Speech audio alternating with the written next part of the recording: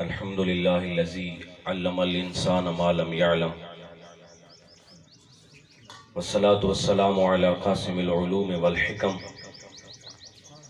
وعلی آلہ واصحابہ سادات العرب والعجم اما بعد فاعوذ باللہ من الشیطان اللعین الرجیم بسم اللہ الرحمن الرحیم قال اللہ تبارک و تعالی فی کتابہ المجید والفرقان الحمید یا ایہا الذین آمنوا کتب علیکم الصیام کما کتب علی الذین من قبلکم لعلکم تتقون صدق اللہ مولانا العظیم وقال اللہ تعالی فی مقام آخر والضحی واللیل اذا سجا صدق اللہ مولانا العظیم وصدق رسولہ النبی الحبیب الکریم ان اللہ وملائکتہ یصلون علی النبی یا ایہا الذین آمنوا صلوا علیہ وسلموا تسلیما۔ تمام حضرات محبت کے ساتھ چند دفعہ درود پاک پڑھ لیں۔ صلاۃ والسلام علیک یا سیدی یا رسول اللہ وعلی آلک و اصحابک یا سیدی یا حبیب اللہ۔ تھوڑی سی آواز نکالیں، محبت کے ساتھ پڑھیں۔ مجبور ہو کے نہ بیٹھے، مغرور ہو کے بھی نہ بیٹھے، حضور علیہ السلام کی محبت میں مسرور ہو کے بیٹھے، محبت کے ساتھ پڑھیں۔ الصلاۃ والسلام علیک یا رحمت للعالمین وعلی آلک و اصحابک یا خاتم النبیین۔ رب اشرح لی صدری ویسر لی امری واحلل عقدۃ من لسانی یفقہوا قولی۔ رب زدنی علما رب یسر ولا تعسر وتمم بالخیر وبک نستعین۔ بندہ پروردگارم امت احمد نبی، دوست دار چار یارم تابع اولاد علی، مذہب حنفی ادارم ملت حضرت خلیل، خاک پائے غوث اعظم زیر سایہ ہر ولی۔ صدیق عکس حسن کمال محمد است، فاروق ذل جاہو جلال محمد است، عثمان ضیاء شمع جمال محمد است، حیدر بہار باغ خصال محمد است، صلی اللہ تعالی علیہ وآلہ وسلم۔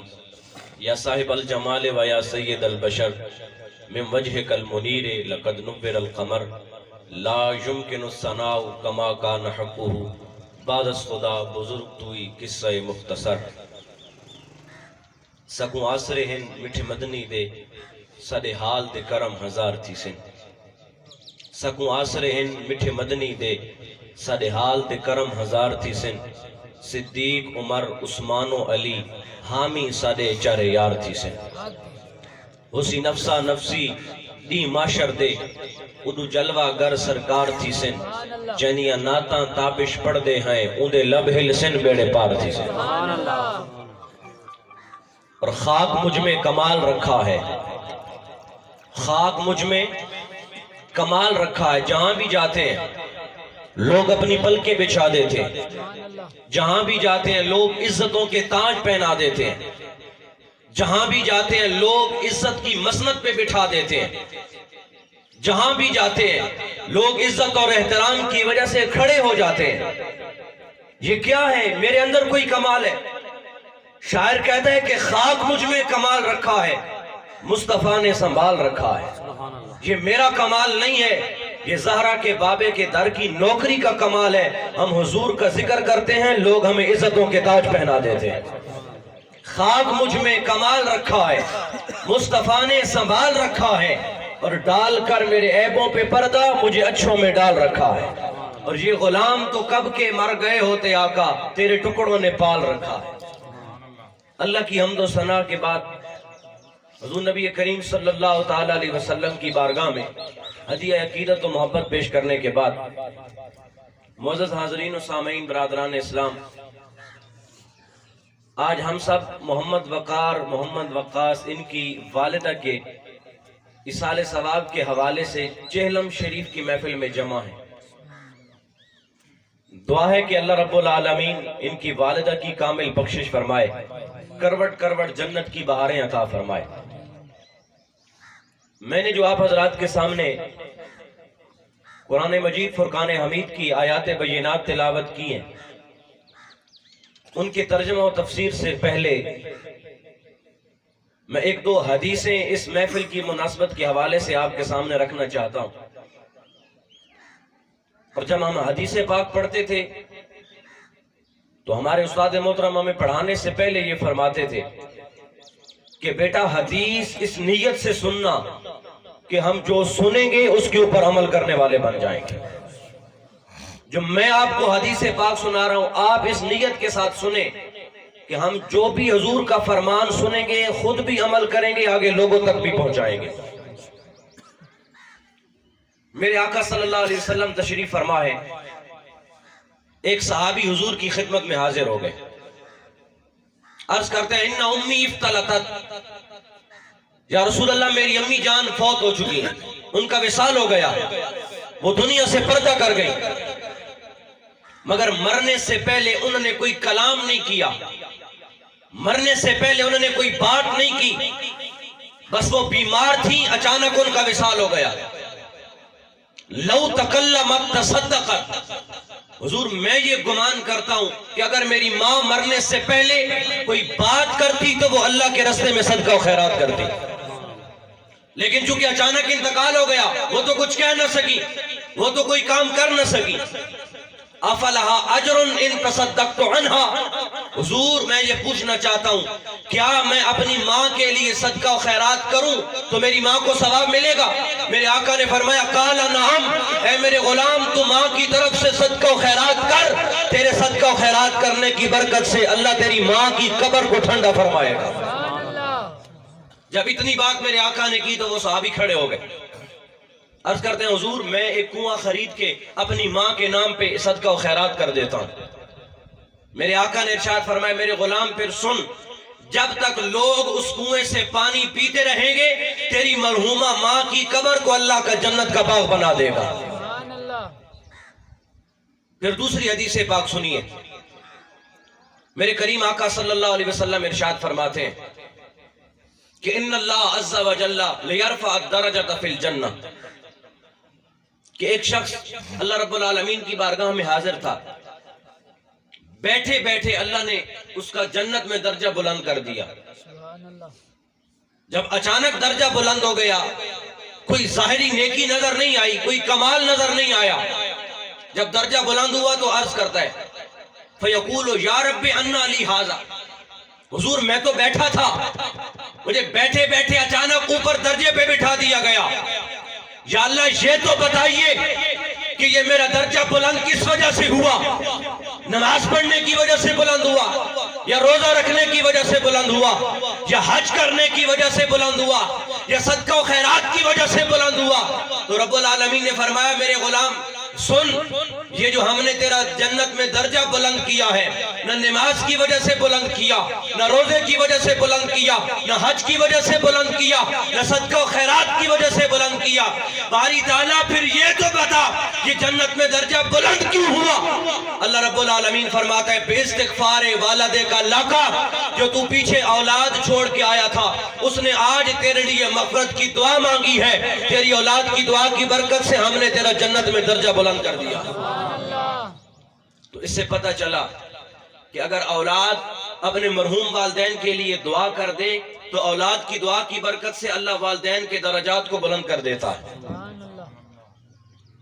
پھر تیسری حدیث پاک سنیے, میرے حضور تشریف فرما ہے, ایک صحابی حاضر خدمت ہوئے, عرض کی حضور کہ میں نے ایک منت مانی ہے.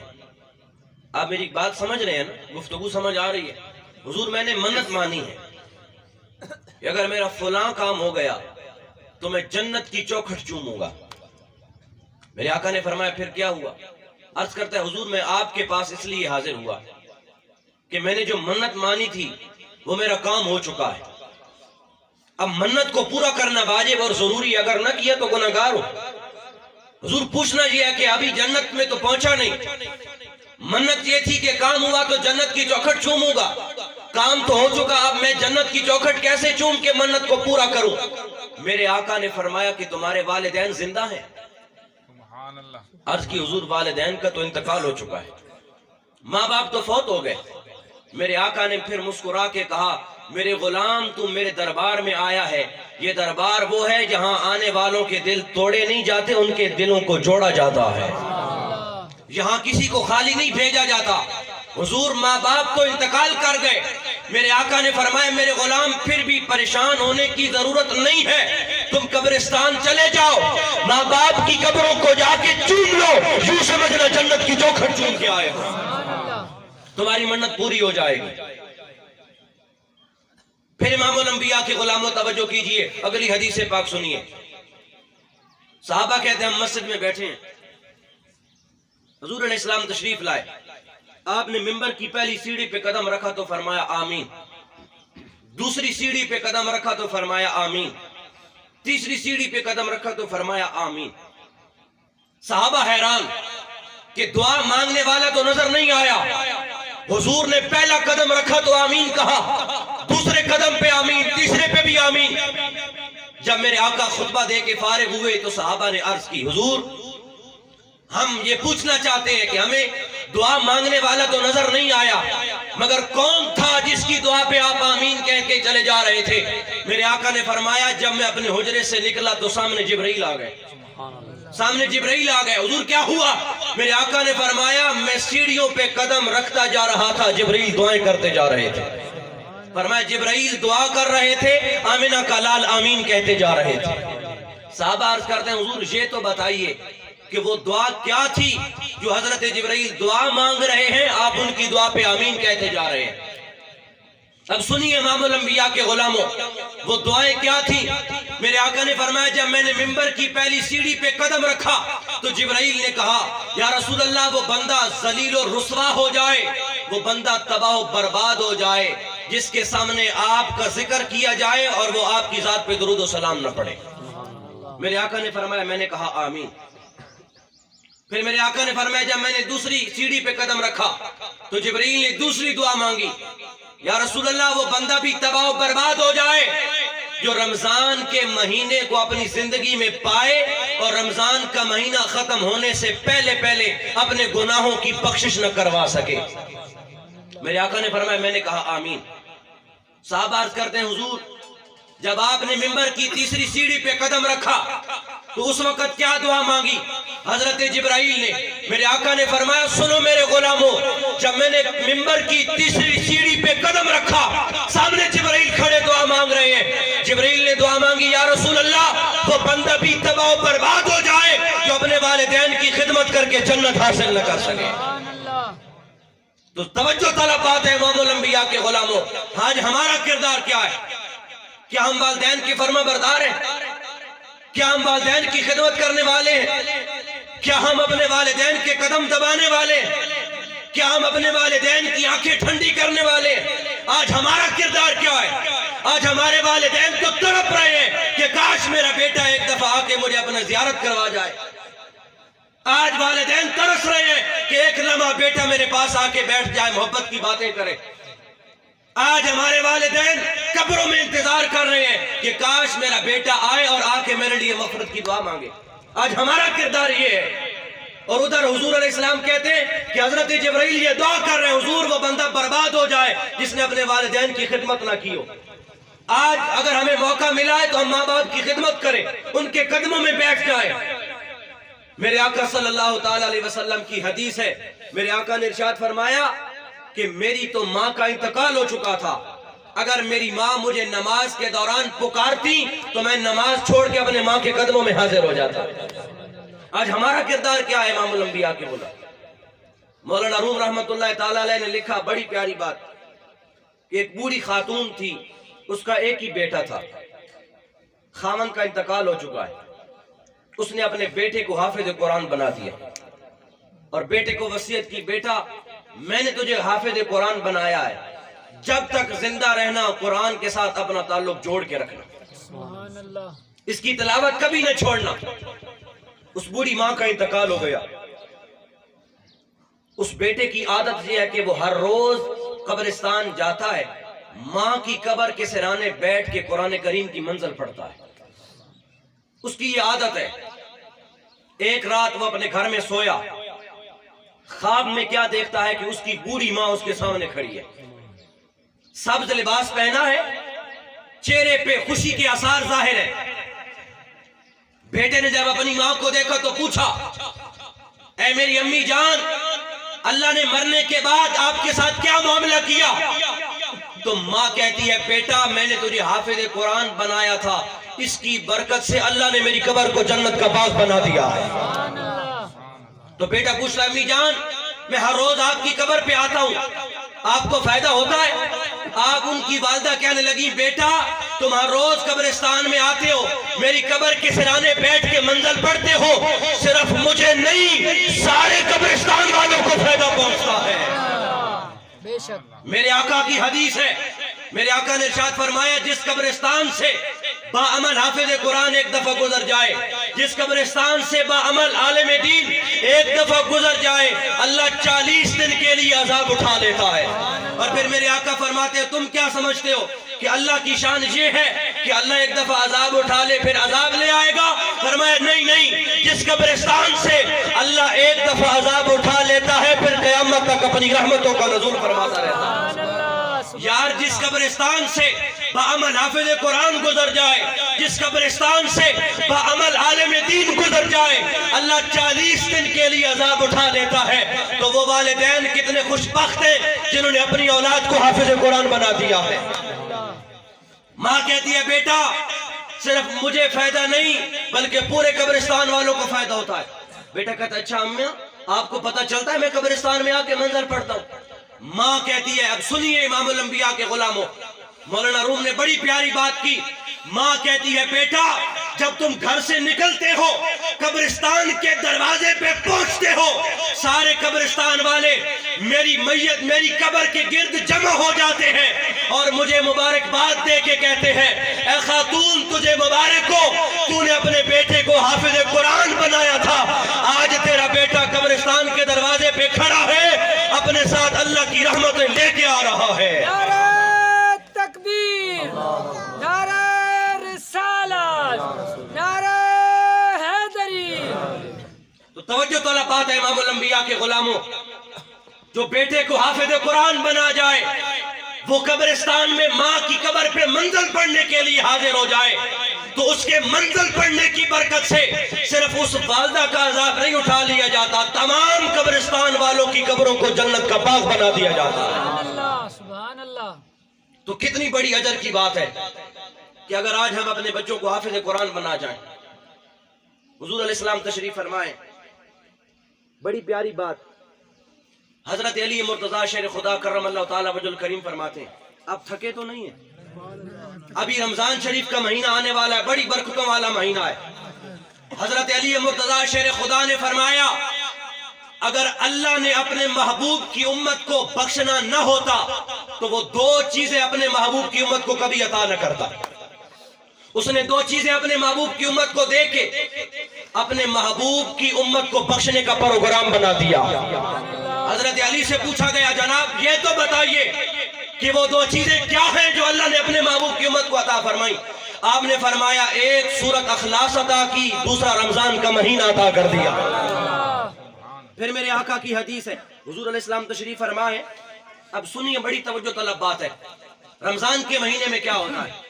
میرے آقا صلی اللہ علیہ وسلم نے فرمایا جو شخص رمضان کے مہینے کی آمد پہ خوش ہو گیا اللہ تعالیٰ جہنم کی آگ کو حرام کر دیتا ہے کہ اس کے جسم کے بال کو بھی نقصان نہیں پہنچانا۔ سبحان اللہ۔